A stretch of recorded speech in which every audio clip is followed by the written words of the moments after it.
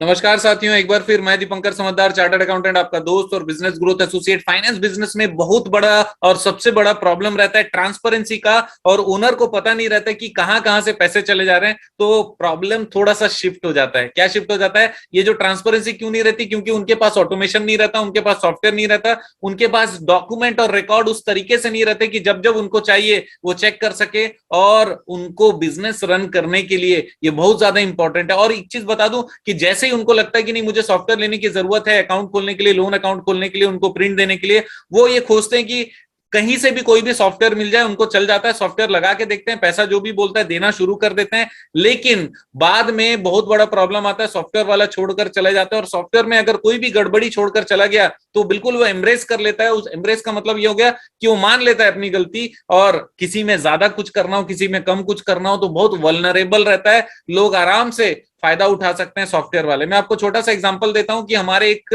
Finance business के NBFC startup के हमारे बहुत जबरदस्त क्लाइंट हैं, शार्क टैंक में भी वो ऑडिशन दे चुके हैं। वो क्या है, उन्होंने एक सॉफ्टवेयर वाले से बात किया कि भाई मैं आपसे काम कराना चाहता हूं। स्पेशल डेवलपमेंट हम लोगों ने कराया, पूरा उसका पूरा स्क्रिप्ट बनाया और वो सॉफ्टवेयर वाले को दिया।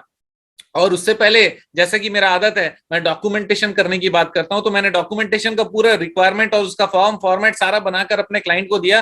क्लाइंट ने बोला कि सर मैं करा लूंगा, आपको जरूरत नहीं। मैंने कहा कि भाई मैं करवा देता हूं, क्योंकि अगर एक भी चीज छूट गया और फ्यूचर में प्रॉब्लम हुई। बोले सर सॉफ्टवेयर ही तो है, क्या फर्क पड़ता है? मतलब इसी सॉफ्टवेयर के दम पे तुम सोच रहे हो धंधा करोगे, इसी सॉफ्टवेयर के दम पे तुम सोच रहे हो कि सारे कस्टमर हैंडल करोगे, सीआरएम हैंडल करोगे, और इसी सॉफ्टवेयर के कारण आपको लगता है कि आपका बिजनेस मस्त चलेगा, और आप उस पर थोड़ा सा ज्यादा ध्यान नहीं दे पा रहे हो, राइट? तो उस केस में क्या हुआ कि मैंने जो फॉर्मेट बना कर दिया तो उसने उसको फॉरवर्ड किया, वहां पे उनको जो लगा वो चेंजेस कर दिया। और इतना जबरदस्त कंसेप्ट पे हमने काम किया था महीने भर, और वो कंसेप्ट को उसने पब्लिक कर दिया। मतलब हम लोग से बहुत बड़ा अमाउंट लिया, और फॉर एग्जाम्पल 10 लाख रुपए हमसे लिया, और वो दूसरों को 5-5, 6-6 लाख रुपए में और कहीं 15 लाख रुपए में बोलते हैं कि मैं एकदम नया कंसेप्ट वाला ला रहा हूँ, सॉफ्टवेयर वाला बेचना शुरू कर दिया। और जैसे ही हमारे क्लाइंट ने बोला, मुझे ठीक से पता नहीं था, मैंने बोला कि अगर ऐसा कर रहे तो तुरंत उस पर लगाओ, क्योंकि मैंने जो फॉर्मेट दिया था वहां पर बहुत सारे पॉइंट्स है जो हमारे फेवर में, तो हम लोग उसको कंपनी को बंद करा सकते हैं और उससे हम लोग चार्जेस ले सकते हैं कि भाई हमारा उसने, क्योंकि हमने कॉपीराइट भी कराया था हमारे कंसेप्ट को, राइट? ये भी याद रखो।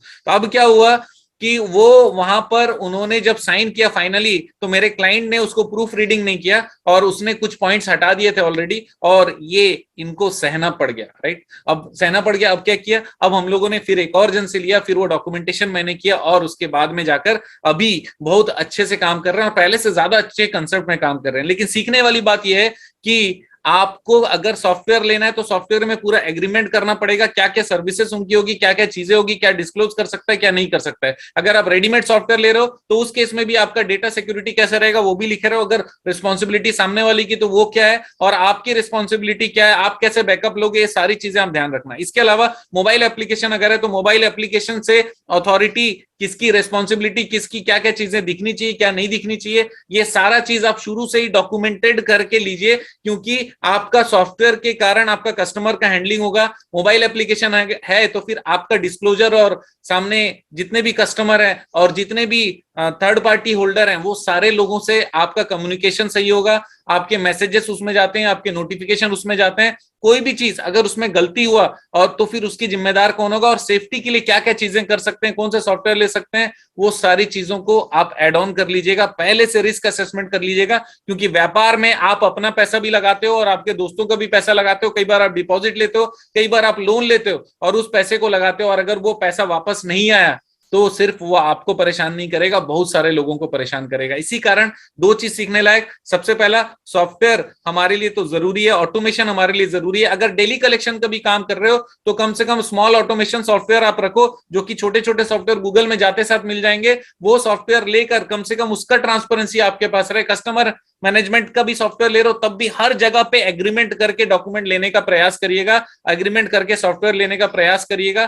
ताकि आपको कोई परेशानी बिल्कुल ना आए। तो ये सीखने वाली बात है। बिजनेस अगर करना है और स्ट्रांग रहना है, ट्रांसपेरेंसी, सॉफ्टवेयर, ऑटोमेशन, और ये सारी चीजें आपके प्लान में होना चाहिए। Safety is very important. याद रखिए, ट्रेडमार्क, कॉपीराइट भी आप अपने कंसेप्ट को करा के रख सकते हैं। आप जानते हैं मेरा मिशन है हमेशा आप लोगों की मदद करना और समय पर सारी जानकारी देना, तो बने रहेगा मेरे साथ। आपका दिन जबरदस्त और शुभ हो।